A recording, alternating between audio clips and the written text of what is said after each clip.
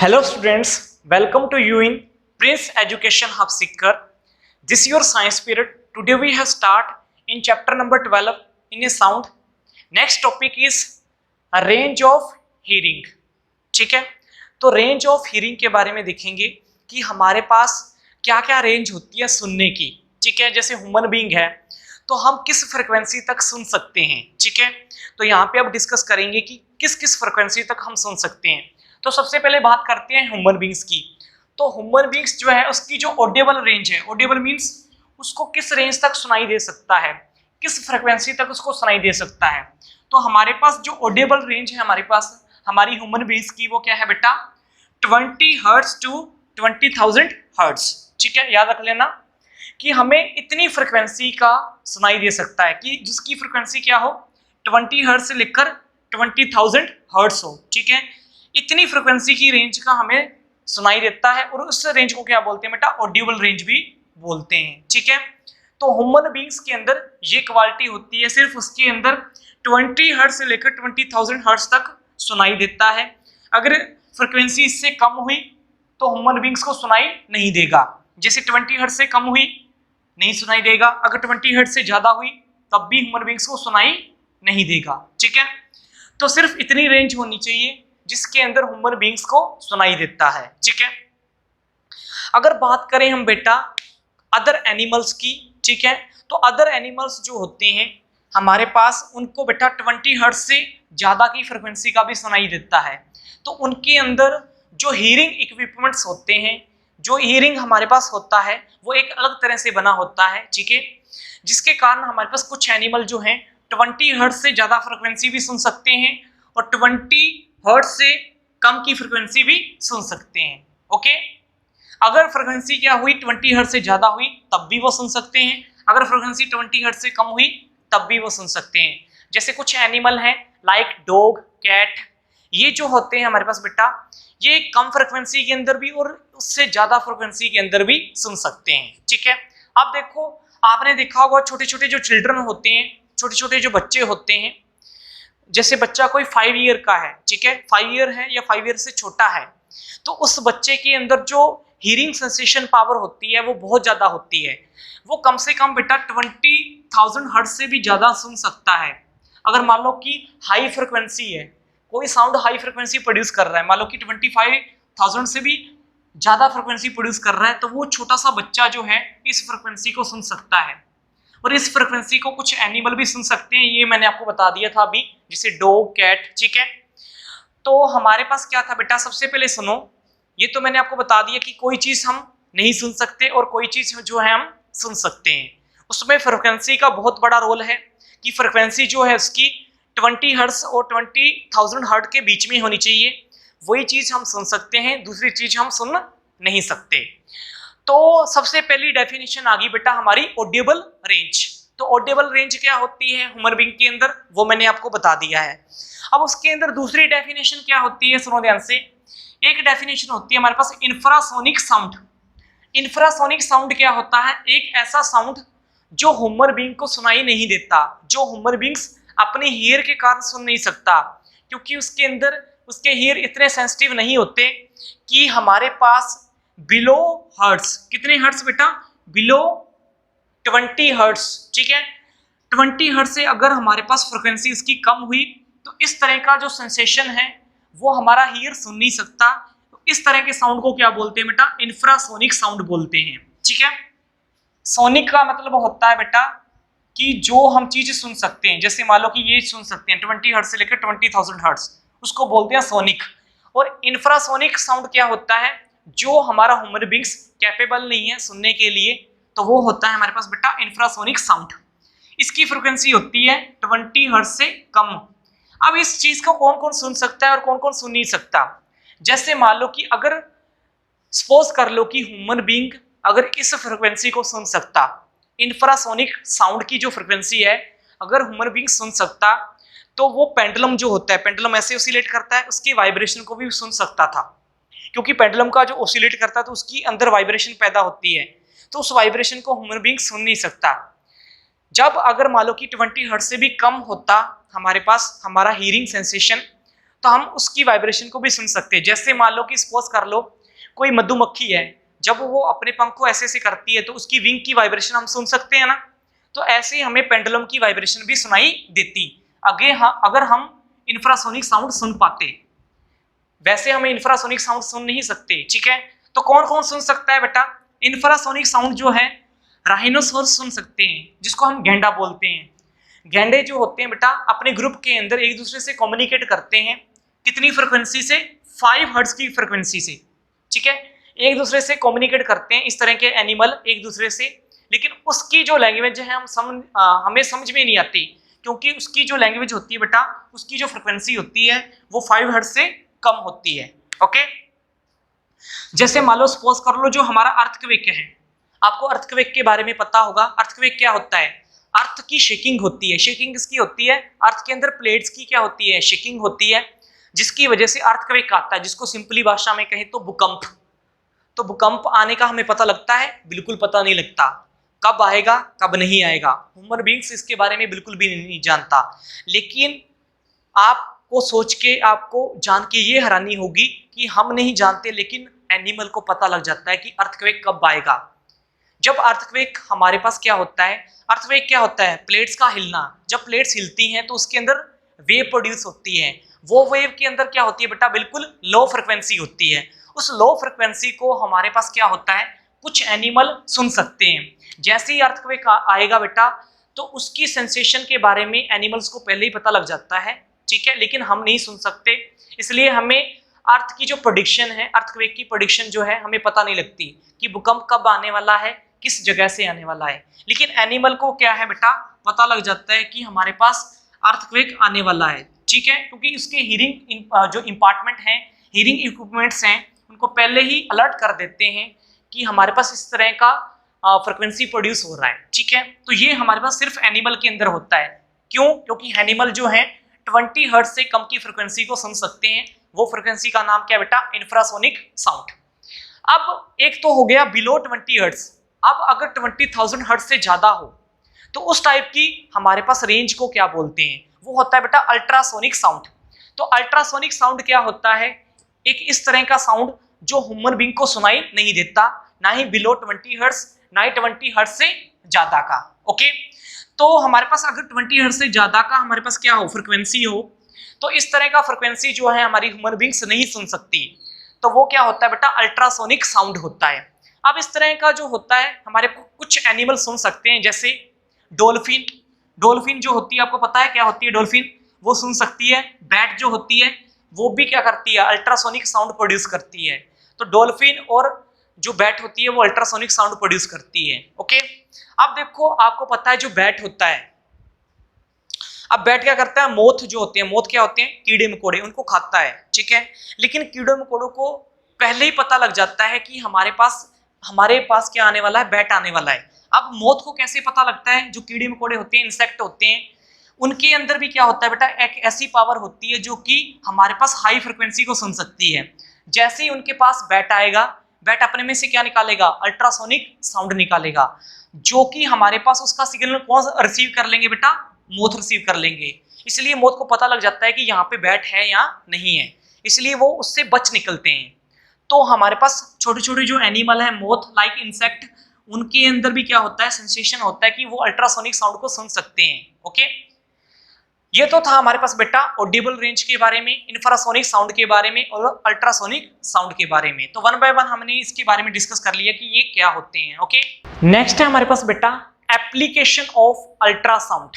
तो अल्ट्रासाउंड जो है हमारे पास, उसका आपको पता है उसकी रेंज कितनी होती है? 20 हर्ट्ज से ज्यादा होती है। अब इनका यूज कहाँ कहाँ पे होता है? इस तरह की जो हमारे पास अल्ट्रासाउंडिक वेव्स होती हैं, ये किस तरह की वेव होती है बेटा? हाई फ्रिक्वेंसी की वेव होती है, ठीक है।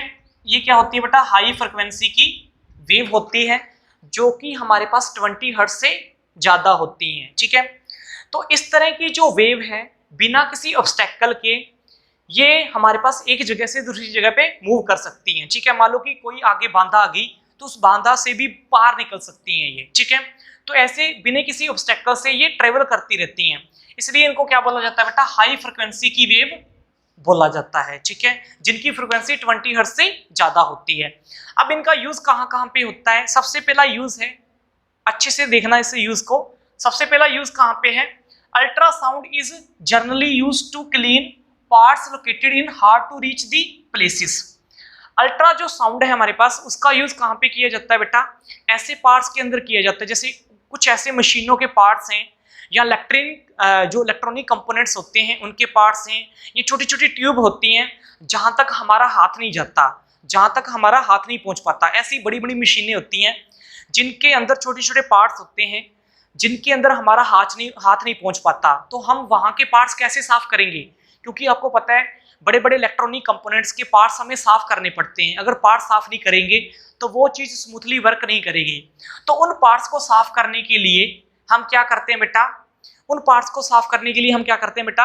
जैसे कोई अल्ट्रासाउंड है, ठीक है, अल्ट्रासाउंड के सामने हम क्या रख लेते हैं, जिस पार्ट्स को साफ करना है, ठीक है, और जिससे साफ करना है, जैसे कोई सोल्यूशन है तो सोल्यूशन से हमने साफ करना है, उस सोल्यूशन को उस ऑब्जेक्ट के ऊपर डाल देंगे, ठीक है, उस ऑब्जेक्ट के बीच में डाल देंगे। फिर क्या करेंगे? हम अल्ट्रासाउंड उसके ऊपर रेक्ट करवाएंगे। जैसे मान लो ये ऑब्जेक्ट है, इसके ऊपर सोल्यूशन डाल दिया, इसके ऊपर अल्ट्रा जो साउंड है ऐसे डिटेक्ट होगा।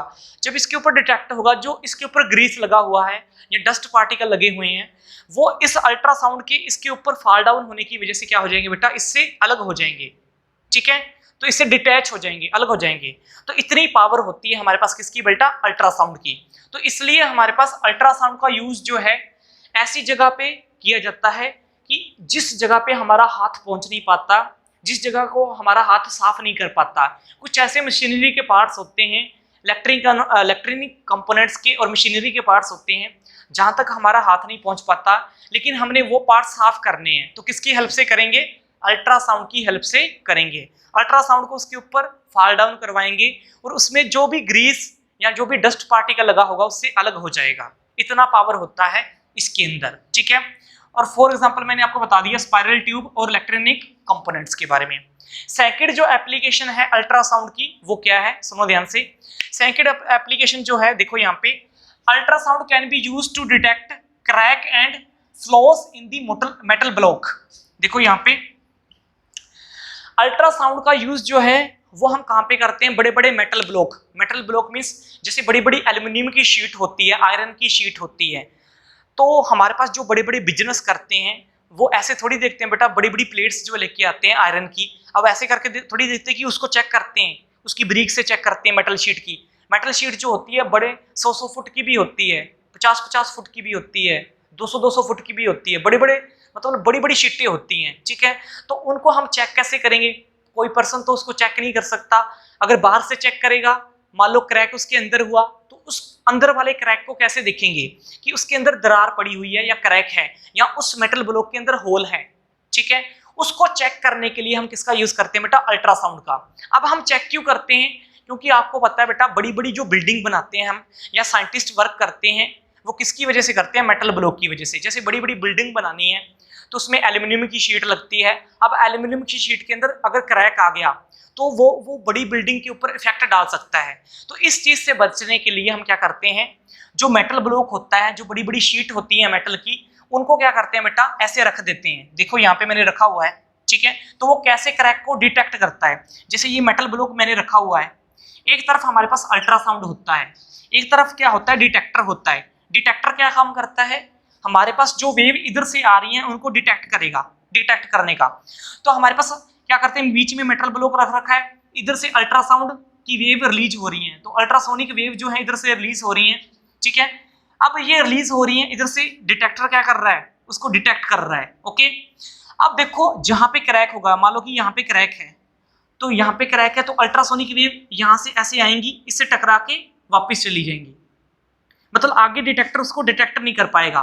तो इसका मीनिंग वहां पे डिटेक्टर बता देगा कि किस जगह पे होल है, हमारे पास इस जगह पे होल है मेटल ब्लॉक के अंदर, क्योंकि ये सीधा आएंगी, इससे पास होके ये सीधा ही जैसे आई थी वेव वैसे ही चली जाएंगी, जैसे आई थी वेव वैसे ही चली जाएंगी। और यहाँ पे देखो सीधा ये डिटेक्ट कर रहा है, जहां पे डिटेक्ट कर रहा है वो हिस्से में हम कहेंगे कि कोई भी होल नहीं है। जहां पे वो डिटेक्टर नहीं डिटेक्ट कर रहा, देखो यहाँ पे डिटेक्टर डिटेक्ट कर रहा है, आगे रेज आ रही है क्या? नहीं आ रही, तो पीछे जा रही है, तो यहाँ पे अलार्म बजने लग जाएगा कि इस हिस्से के अंदर क्या है हमारे पास बेटा, क्रैक है या फ्लोन है।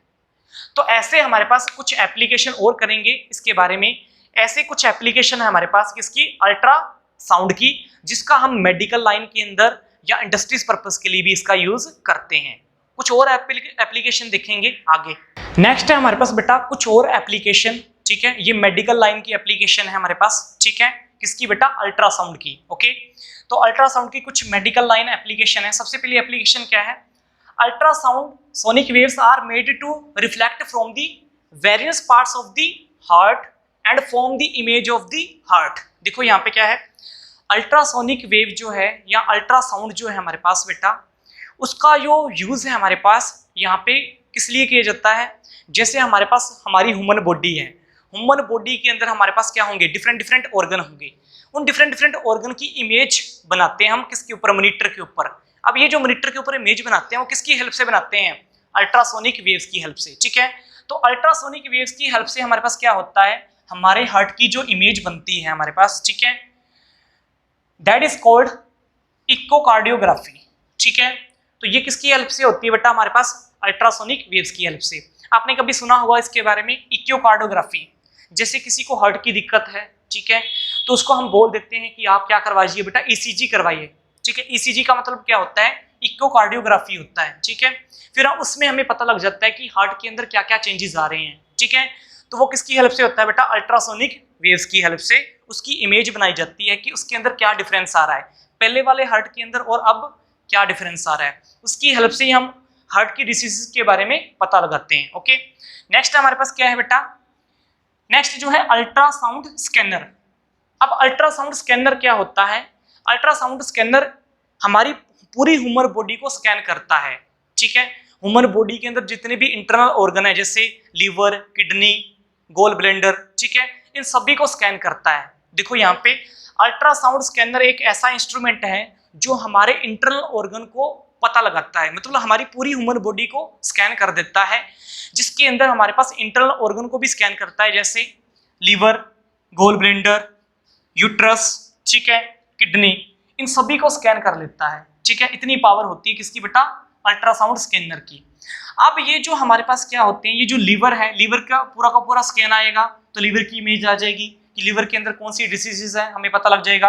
गोल ब्लेंडर के अंदर भी ऐसे पता लगता है, यूट्रस के अंदर भी ऐसे पता लगता है, और किडनी के अंदर भी हमें ऐसे ही पता लगता है। ओके, अब हम स्टोन जो है बेटा, स्टोन कैसे फाइंड करते हैं कि हमारे गोल ब्लेंडर के अंदर या हमारी किडनी के अंदर स्टोन है, वो किससे पता लगता है, ये अल्ट्रासाउंड स्कैनर से ही पता लगता है। ये हमारे इंटरनल ऑर्गन को स्कैन करता है और ये बताता है कि हमारी गोल ब्लेंडर या हमारी किडनी के अंदर क्या है बेटा, स्टोन है।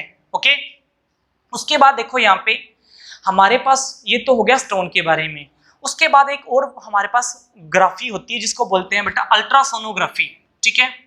अल्ट्रासोनोग्राफी क्या होती है, यही है हमारे पास अल्ट्रासोनोग्राफी, जो लीवर, गोल ब्लेंडर, यूट्रस और किडनी की इमेज को बताता है, शो करता है, ठीक है। उसी को बोलते हैं बेटा ultrasonography.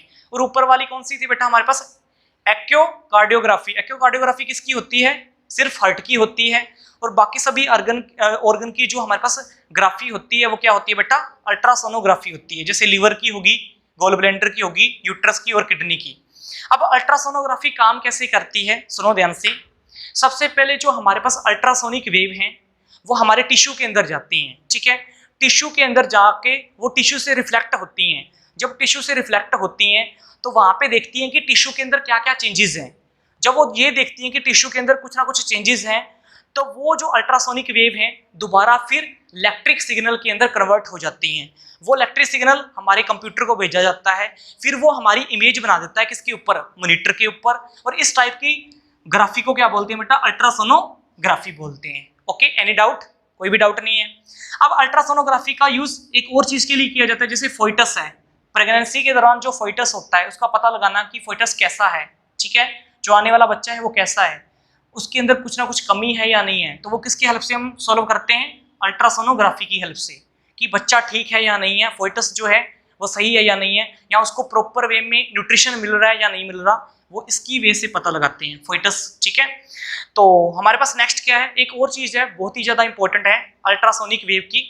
Ultrasound break the stone into the small pieces. देखो यहाँ पे अल्ट्रासाउंड का या अल्ट्रासोनिक वेव का हम यूज करते हैं बेटा स्टोन को ब्रेक करने के लिए। स्टोन कौन से, गोल ब्लेंडर के अंदर भी स्टोन होता है और किडनी के अंदर भी स्टोन होता है, ठीक है। इस स्टोन को ब्रेक किया जाता है अल्ट्रासोनिक वेव से। जब इसको ब्रेक किया जाता है बेटा तो हमारे पास ये किडनी से कहाँ पे आ जाता है बेटा, जब ये इसके छोटे छोटे पीस हो जाते हैं तो ये यूरिन के अंदर एंटर हो जाता है, तो यूरिन के द्वारा हम इसको बाहर निकाल देते हैं। तो ये होता है हमारे पास बेटा कि अल्ट्रासोनिक वेव्स जो है हमारे पास, अल्ट्रासाउंड जो है उसका यूज जो है मेडिकल लाइन के अंदर ऐसे किया जाता है। तो ये मैंने आपको बता दिया है। ये थी हमारे पास बेटा एप्लीकेशन अल्ट्रासाउंड की, जो कि इंडस्ट्रीज पर्पस के लिए भी बता दिया और मेडिकल लाइन के लिए भी आपको बता दिया है। ओके, नेक्स्ट है हमारे पास बेटा बिल्कुल प्यारा सा टॉपिक है जिसका नाम क्या है, सोनार, ठीक है। अब सोनार है क्या, सबसे पहले इसकी हम फुल फॉर्म पढ़ते हैं, ठीक है। इसकी फुल फॉर्म क्या होती है सोनार की, फिर इसके बारे में बताऊंगा आगे। बहुत ही इंटरेस्टिंग सा टॉपिक है। सोनार हमारे पास क्या होता है, इसकी फुल फॉर्म होती है बेटा साउंड नेविगेशन एंड रेंजिंग, ठीक है। साउंड नेविगेशन एंड रेंजिंग इसकी फुल फॉर्म होती है किसकी बेटा, सोनार की। सोनार हमारे पास क्या होता है बेटा, एक ऐसा डिवाइस होता है जो कि हमारे पास क्या काम करता है, जैसे हमने क्या करना है बेटा, सी की डेप्थ मेजर करनी है तो सोनार डिवाइस से हम कर सकते हैं, ठीक है। इसके अंदर क्या होता है बेटा, सोनार डिवाइस के अंदर अल्ट्रासोनिक वेव हम यूज करते हैं, ठीक है। अल्ट्रासोनिक वेव्स इसमें से निकलती हैं। सोनार डिवाइस में से क्या निकलता है बेटा, अल्ट्रासोनिक वेव्स निकलती हैं, जो कि हमारे पास जैसे सी के अंदर वाटर के नीचे सी की डेप्थ को मेजर करना है, ठीक है। कोई ऑब्जेक्ट नीचे चल रहा है, जैसे सबमरीन नीचे चलती हैं हमारे पास, आपको पता है, तो उनका पता लगाना है तो हम इस डिवाइस से पता लगा सकते हैं। कैसे पता लगाएंगे, तो यहाँ पे देखो हमारे पास क्या हो रहा है बेटा, सोनार एक ऐसा डिवाइस है जिसके अंदर हम यूज करते हैं बेटा अल्ट्रासोनिक वेव। अल्ट्रासोनिक वेव का यूज करके हम मेजर करते हैं डिस्टेंस, डायरेक्शन और स्पीड किसी भी अंडरग्राउंड ऑब्जेक्ट की, ठीक है। कोई भी अंडरग्राउंड हमारे पास वाटर के अंदर ऑब्जेक्ट हो, ठीक है, उसकी स्पीड को, डिस्टेंस को और वो कहाँ पे है उस चीज को पता लगाने के लिए हम बेटा किसका यूज करते हैं, सोनार डिवाइस का यूज करते हैं, ठीक है। अब इसका यूज कहाँ कहाँ पे होता है, सी की डेप्थ का पता लगाने के लिए। जैसे हम शिप हमारी ऊपर चलती है तो नीचे क्या होती है, सी की डेप्थ, सी की डेप्थ को मेजर करने के लिए इसका यूज करते हैं। कोई पहाड़ी आगे आ रही है, जैसे शिप हमारी चल रही है वाटर के अंदर, तो अगर कोई पहाड़ी आगे आ गई उसका पता कैसे लगाएंगे, सोनार डिवाइस से। वैली कोई आगे आ गई उसका पता कैसे लगाएंगे, सोनार डिवाइस से। सबमरीन, जिससे मान लो कि शिप हमारी ऊपर चल रही है और हमारे जो दुश्मन है वो नीचे से सबमरीन लेके जा रहे हैं और नीचे से वो हमारी जो शिप है उसको उड़ा दें तो फिर क्या होगा, हमारा क्या होगा, कुछ नहीं हो सकता, ठीक है। तो इस चीज का पता लगाने के लिए बेटा हम क्या यूज करते हैं बेटा, सोनार डिवाइस का यूज करते हैं। तो आपको पता लगा होगा, जैसे मान लो कि हमारी जो बड़ी बड़ी शिप हैं, आपको पता है हमारे इंडिया की शिप हैं, हमारी फोर्स भी है, नेवी फोर्स है, ठीक है। तो वो क्या रहते हैं, पानी के अंदर ही रहती हैं वो शिप्स, ठीक है। और जितने भी नेवी वाले होते हैं हमारे पास, आर्मी ऑफिसर होते हैं, ठीक है, तो वो 6 मंथ पानी के अंदर ही रहते हैं। तो वहां पे उनके पास क्या होता है बेटा, जैसे मान लो कि वो पानी के अंदर रहते हैं तो किसी अदर कंट्री के कोई भी हमारे पास अदर कंट्री का हमारी शिप को कोई नुकसान ना पहुंचाए या हमारे रेंज में ना आए, उस चीज का पता लगाने के लिए हम क्या करते हैं बेटा, सोनार डिवाइस का यूज करते हैं, ठीक है।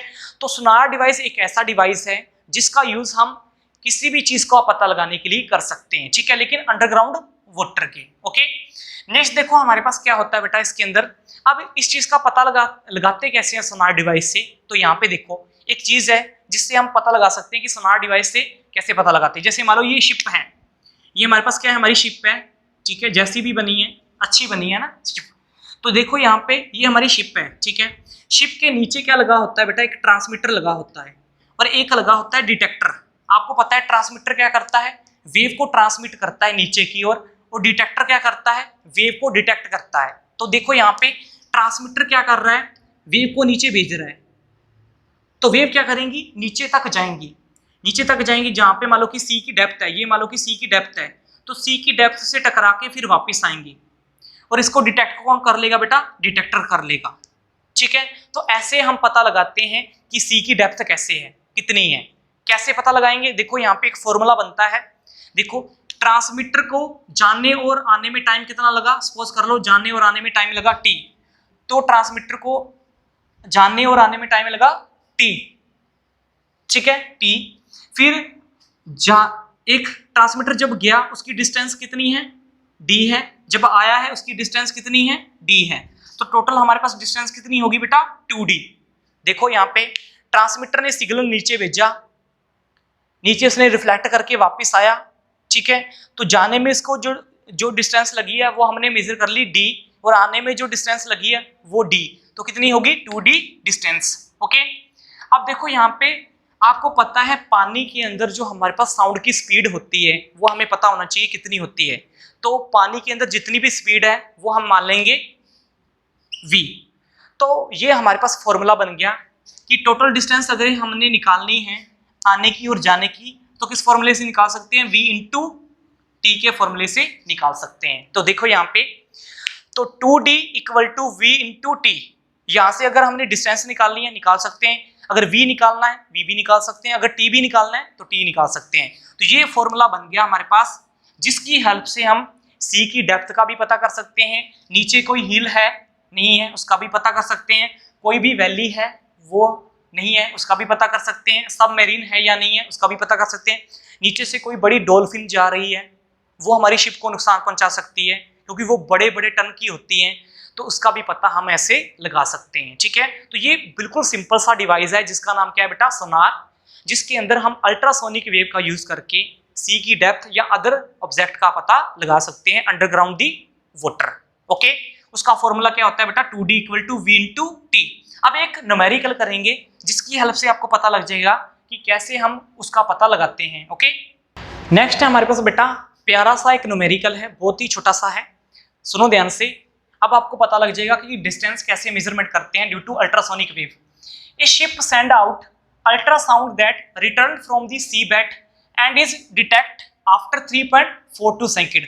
मान लो कि एक शिप है बेटा, हमारे पास शिप क्या करती है, ट्रांसमिट करती है अल्ट्रासाउंड, कहाँ पे, नीचे। तो यहाँ पे समुद्र तल का हमें पता लगाना है, सी बेड का हमें पता लगाना है, जहाँ से ट्रांसमिशन हुआ फिर हमारे पास वापस आया, तो ये जो हमारे पास वापस आया कितने सेकंड में आया, 342 सेकंड के अंदर वापस आया, मतलब यहाँ से टकरा के वापस कितने में आया, डिटेक्ट किया उसने बेटा 3.42 सेकंड में उसने डिटेक्ट किया। पहले शिप से वो जो सिग्नल है नीचे गया सी बेड में, तो सी बेड से टकरा के जब वापस आया तो कितने टाइम में आया, 3.42 सेकंड के अंदर। नेक्स्ट देखो बेटा, if the speed of ultrasound through the sea water is, speed हमारे पास अल्ट्रासाउंड की वाटर के अंदर दे रखी है इतनी, ठीक है। अब हमें डिस्टेंस निकालनी है सी बेड की और शिप की, ठीक है। तो हमें सी बेड की और शिप की डिस्टेंस निकालनी है कि सी बेड और शिप की डिस्टेंस है कितनी, जाने में डिस्टेंस d, आने में डिस्टेंस d। तो फॉर्मूला क्या था बेटा 2d equal to v cross t, यही था। तो हमें v का पता है, v कितना है बेटा, यहाँ पे पहले देखो v कितना है, v देखो कितना है हमारे पास, ये रहा v। उसके बाद आपको पता है टाइम t कितना है, t हमारे पास है 3.42 सेकंड, ठीक है, इतना है। ये फॉर्मूला इसके अंदर पुट कर दो, ये वैल्यू पुट कर दी हमने, ये लो ये वैल्यू हमने पुट कर दी इसके अंदर 3.42, ये हो गया सेकंड, ठीक है। तो अब ये देखो इसको मल्टीप्लाई करो इससे, तो इसको मल्टीप्लाई करेंगे तो इसकी वैल्यू आएगी 526 मीटर, ओके, इतनी वैल्यू आएगी। तो हमारे पास हमने 2d निकाल लिया, 2d कितना आया हमारे पास बेटा, 2d कितना आया 5236 मीटर, मतलब समुद्र तल की ऊंचाई अभी हमें निकाली नहीं है, ये तो हमने 2d निकालना है। यहाँ से d निकालेंगे तो 2 चला जाएगा नीचे, 2 चला जाएगा नीचे, तो क्या आएगा 2618 मीटर, तो ये आ गया आंसर। तो कितना आएगा हमारे पास जो डिस्टेंस है बेटा सी बेड से समुद्र तल से शिप की कितनी है बेटा 2618, ठीक है। तो 2618 मीटर की डिस्टेंस है हमारे पास, किससे बेटा, शिप से, किसकी, सी बेड की। तो ये हम ऐसे निकाल सकते हैं, कोई भी ऑब्जेक्ट नीचे जा रहा हो तो उसके वे से हम फाइंड आउट कर सकते हैं बहुत ही जल्दी। ओके, तो ये था हमारे पास, हम किस वे में सोनार डिवाइस का यूज करके हम किसी भी ऑब्जेक्ट को अंडरग्राउंड पता लगा सकते हैं कि किसी डिस्टेंस पे है, कहाँ पे उसकी डायरेक्शन है और किस स्पीड से वो मूव कर रहा है। ओके, नेक्स्ट है हमारे पास बेटा स्ट्रक्चर ऑफ ह्यूमन ईयर। ठीक है, तो बिल्कुल सिंपल सा टॉपिक है हमारे पास, structure of the human ear. ठीक है, तो इसके बारे में डिस्कस कर रहे हैं कि स्ट्रक्चर ऑफ ह्यूमन ईयर हमारे पास है क्या। देखो, आपको सबसे पहले मैं ये बताना चाहता हूँ कि जो हमारे पास साउंड है हमें सुनाई कैसे देता है, ये बताओ। तो आप कहोगे सर हमें ईयर के कारण हमें साउंड सुनाई देता है। अब हमारे पास ईयर के अंदर ऐसी क्या चीज होती है जिसके कारण हमारे पास ईयर के द्वारा हमें साउंड सुनाई देता है, उसी के बारे में हम इसके अंदर डिस्कस करेंगे। तो स्ट्रक्चर जो ह्यूमन ईयर का मैंने किस लिए बनाया है कि हमारा जो साउंड है वो हमें सुनाई कैसे देता है। ठीक है, कोई भी ऑब्जेक्ट स्ट्राइक कर रहा है या कोई भी बंदा बोल रहा है, वो हमें एज ए साउंड क्यों सुनाई देता है, उसके पीछे रीजन क्या है, वही हम यहाँ पे डिस्कस करेंगे। तो सबसे पहले देखो, ह्यूमन ईयर के अंदर क्या होता है, 3 स्ट्रक्चर होते हैं, आउटर ईयर, मिडल ईयर और इनर ईयर। तो इसका मीनिंग ह्यूमन ईयर 3 पार्ट्स के अंदर डिवाइड होता है, outer ear, middle ear and inner ear. सबसे पहले बात करते हैं आउटर ईयर की। ठीक है, तो देखो आउटर ईयर की अगर बात करें तो हमारे पास आउटर ईयर के अंदर जो आता है वो आता है हमारे पास पिना। सबसे पहले आपको याद रखना है पिना। पिना को क्या बोलते हैं बेटा, हम आउटर ईयर भी बोल देते हैं। ठीक है, इस पिना का फंक्शन क्या होता है, ये बाहर से साउंड को कलेक्ट करता है।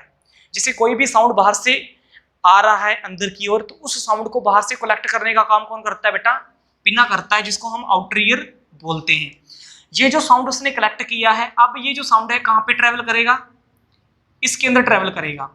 अब ये जो इसके अंदर ट्रेवल कर रहा है, बाहर से साउंड आया हुआ, इसको क्या बोलते हैं बेटा, ऑडिटरी कैनाल। ठीक है, तो हमारे पास क्या हो रहा है, पिना ने जो साउंड कलेक्ट किया, अब इस साउंड को आगे कहाँ पे ट्रेवल करवाना है, इस ऑडिटरी कैनाल के अंदर हम क्या करवाएंगे बेटा, ट्रेवल कराएंगे। ठीक है, ऑडिटरी कैनाल के बाद हमारा साउंड कहाँ पे जाएगा, ऑडिटरी कैनाल का जो एंड होता है हमारे पास, जब ऑडिटरी कैनाल का हमारे पास एंड होता है, तो इस एंड पार्ट के बाद हमारे पास क्या होता है बेटा, यहाँ पे ईयर ड्रम प्रेजेंट होता है। ठीक है, ईयर ड्रम का आपको सभी को पता होगा, थिन मेम्ब्रेन होती है हमारे ईयर के अंदर, एक लेयर होती है जिसको हम क्या बोलते हैं बेटा, ईयर ड्रम बोल देते हैं। ठीक है, अब ईयर ड्रम का फंक्शन क्या होता है, ईयर ड्रम का ये फंक्शन होता है, जैसे बाहर से कोई साउंड आया है, ठीक है, अब उस साउंड की वजह से हमारे पास क्या हो रहा है, प्रेशर किसके ऊपर एक्सर्ट हो रहा है, ईयर ड्रम के ऊपर। जैसे ही प्रेशर एक्सर्ट हुआ ईयर ड्रम के ऊपर, तो आपको पता है एयर के अंदर 2 चीजें होती हैं, एक तो होता है कंप्रेशन और एक होता है रेयर फ्रैक्शन। कंप्रेशन की वजह से जो ईयर ड्रम है वो क्या करेगा बेटा, अंदर की ओर मूव करेगा, तो इनवर्ड मूव करेगा। ठीक है, जब प्रेशर हटेगा तो क्या आएगा, रेयर फ्रैक्शन आएगा, तो वो क्या करेगा, आउटवर्ड की ओर मूव करेगा। ठीक है, तो हमारे पास क्या हो रहा है, ईयर ड्रम एक बार तो इनवर्ड की ओर मूव कर रहा है, एक बार आउटवर्ड की ओर, इनवर्ड आउटवर्ड इनवर्ड आउटवर्ड। और इस इनवर्ड आउटवर्ड की वजह से हमारे पास ईयर ड्रम क्या करता है बेटा, वाइब्रेशन पैदा होने लग जाती है ईयर ड्रम के अंदर। ओके, तो हमारे पास जब साउंड जो है वो प्रेशर एक्सर्ट कर रहा है किसके ऊपर, ईयर ड्रम के ऊपर, तो ईयर ड्रम के अंदर हमारे पास क्या होता है बेटा, ईयर ड्रम इनवर्ड और आउटवर्ड मूव करता है, जिसकी वजह से ईयर ड्रम के अंदर वाइब्रेशन पैदा होती है। ठीक है, अब ये जो वाइब्रेशन है ईयर ड्रम के अंदर, ये इस चीज को एम्पलीफाई कौन करता है, अब देखो वाइब्रेशन तो पैदा होगी ईयर ड्रम के द्वारा, अब इस चीज को एम्पलीफाई करता है हमारे पास मिडल ईयर। तो ये जो वाइब्रेशन है हमारे पास वो कहाँ पे जाती है बेटा, हमारे पास मिडल ईयर के अंदर जाती है। मिडल ईयर के अंदर क्या होती है, हमारे पास 3 बोन होती हैं जो कि हमारे पास एम्पलीफाई करती हैं इस वाइब्रेशन को। ठीक है, तो जो वाइब्रेशन हमारे पास ईयर ड्रम के द्वारा प्रोड्यूस हुई है, ठीक है, उस वाइब्रेशन को एम्पलीफाई कौन करता है, हमारे पास 3 बोन करती हैं, जिनका नाम क्या बेटा, हैमर, एनविल और स्ट्रिप। याद रख लेना है, हमारे पास मिडल ईयर के अंदर 3 बोन होती हैं, हैमर, एनविल और स्ट्रिप, जो कि ईयर ड्रम के द्वारा वाइब्रेशन जो पैदा हो रही है, प्रोड्यूस हो रही है, उसको एम्पलीफाई कौन करता है हमारे पास बेटा, ये 3 बोन करती हैं। अब हमारे पास एम्पलीफाई हो चुकी हैं ये वाइब्रेशन, अब इस एम्पलीफाई जो वाइब्रेशन एम्पलीफाई हो चुकी है इसको आगे भी भेजना है। ठीक है, तो जब हम इसको आगे भेजेंगे तो ये आगे कहाँ पे जाएगी बेटा, इस पार्ट के पास जाएगी, जिस पार्ट का नाम होता है हमारे पास बेटा कोक्लिया। ठीक है, कोक्लिया क्या काम करता है बेटा, कोक्लिया क्या करता है, वाइब्रेशन को जो एम्पलीफाई की थी वाइब्रेशन, उसको इलेक्ट्रिकल सिग्नल के अंदर कन्वर्ट कर देता है। किसके अंदर, इलेक्ट्रिकल सिग्नल के अंदर कन्वर्ट कर देता है। तो इसका काम क्या था, उसने इलेक्ट्रिकल सिग्नल के अंदर कन्वर्ट कर दिया। फिर क्या हुआ, जो इलेक्ट्रिकल सिग्नल है हमारे पास, ये जो इलेक्ट्रिकल सिग्नल इसने कन्वर्ट कर दिया है वाइब्रेशन को, ये इलेक्ट्रिकल सिग्नल हमारे पास ऑडिटरी नर्व्स के थ्रू हमारे कहाँ पे जाता है, ब्रेन के अंदर जाता है, और ब्रेन क्या करता है, उस सिग्नल को एज ए साउंड हमें बताता है, ठीक है, तो उसको एज ए साउंड इंटरप्ट करता है, तो हमारे पास इस वे में हमें साउंड सुनाई देता है। ओके, तो सबसे पहले देखो हमारे पास क्या था बेटा, मैं यहाँ पे पूरा लिख देता हूँ आपको। पहले हमारे पास क्या है, पिना है, ठीक है, पिना बाहर से साउंड को क्या करेगा बेटा, कलेक्ट करेगा। फिर हमारे पास क्या होगा, साउंड हमारे पास ऑडिटरी कैनाल के थ्रू कहाँ पे जाएगा, ऑडिटरी कैनाल के थ्रू कहाँ पे जा रहा है हमारे पास, साउंड ऑडिटरी कैनाल के थ्रू कहाँ पे जा रहा है बेटा, ईयर ड्रम के पास जा रहा है।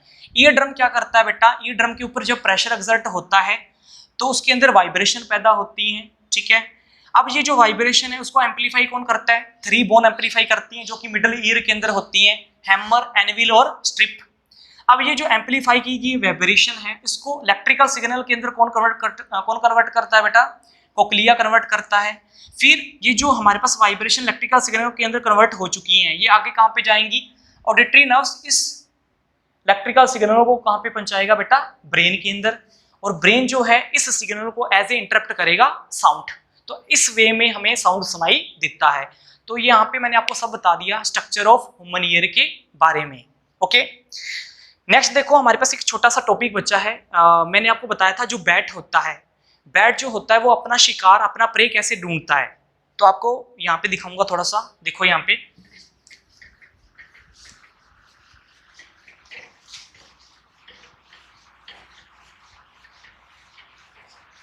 मान लो कि ये हमारे पास, सपोज कर लो ये हमारे पास क्या है, छोटा सा बैट है, ठीक है, इसके ये पंख से लगे हुए हैं, ये देख लेना आप, ठीक है।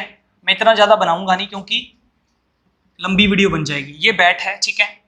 अब ये जो आपको पता है बैट क्या करता है, ये मान लो कि ये छोटा सा यहाँ पे इंसेक्ट है, ठीक है, ये इंसेक्ट है।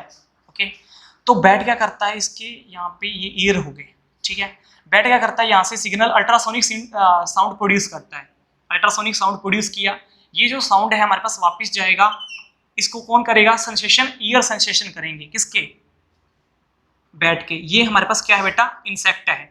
ओके, अब आपको पता है हमारे पास ये पता कैसे लगाता है कि जो आगे आने वाली चीज है वो बड़ी है या छोटी है, या आगे आने वाली चीज वॉल है या और चीज है, तो उसकी रिफ्लेक्शन से ही उसको पता लगता है। जैसे मान लो कि ये इससे टकराया और रिफ्लेक्ट करके इसके ईयर ने जो सेंसेशन किया, उसी की हेल्प से ये पता करता है कि जो आगे वाली चीज है वो छोटी है, ठीक है, जो आगे वाली चीज है वो क्या है, एक प्रे है, शिकार है, ठीक है। तो इस वे में इसको पता लग जाता है। जैसे आगे वॉल है तो वो ऑटोमेटिक आगे से कैसे मुड़ जाता है, क्योंकि उसको पता लग जाता है उतना ही अल्ट्रासोनिक साउंड आगे बैठ क्या करता है, प्रोड्यूस करता है, और उसी वे में उसका रिफ्लेक्शन पीछे जाता है, और उसको आगे जो मान लो कि ये वॉल है, ठीक है, सपोज कर लो ये वॉल है, वो इंसेक्ट को खाना चाहता है यहां से, ठीक है, तो वो क्या करेगा बेटा, इस वॉल का जो सेंसेशन है वो भी कर लेगा। देखो यहाँ पे इसको जब ये सेंसेशन करेगा तो इसका वॉल का सेंसेशन भी इसको देखेगा, तो वो क्या करेगा, शिकार को इस चीज को खा भी लेगा और क्या करेगा, वापस मुड़ भी जाएगा, क्योंकि उसको आगे पता लग चुका है ये वॉल है। तो ये पता कैसे लगता है, due to ultrasonic wave. Ultrasonic wave वो प्रोड्यूस करता है, वो अल्ट्रासोनिक वेव वॉल के ऊपर भी पड़ेंगी और इस इंसेक्ट के ऊपर भी पड़ेंगी, ठीक है। दोनों जो रिफ्लेक्शन होगा, दोनों रिफ्लेक्शन के अंदर डिफरेंस होगा, जिसकी वजह से एक बैट को पता लग जाता है कि ये शिकार है या ये वॉल है आगे। ओके, इस वे में वो क्या करता है, किसी चीज को क्या कर लेता है, मेजरमेंट कर लेता है। तो ये हमारे पास किसकी वे में हो रहा है, अल्ट्रासोनिक साउंड की वे में हो रहा है। तो हमने पूरा का पूरा चैप्टर कंप्लीट कर दिया है, ठीक है। अगर कोई क्वेश्चन बचते होंगे तो वह मैं आगे आपको करवा दूंगा। Thanks for watching this video.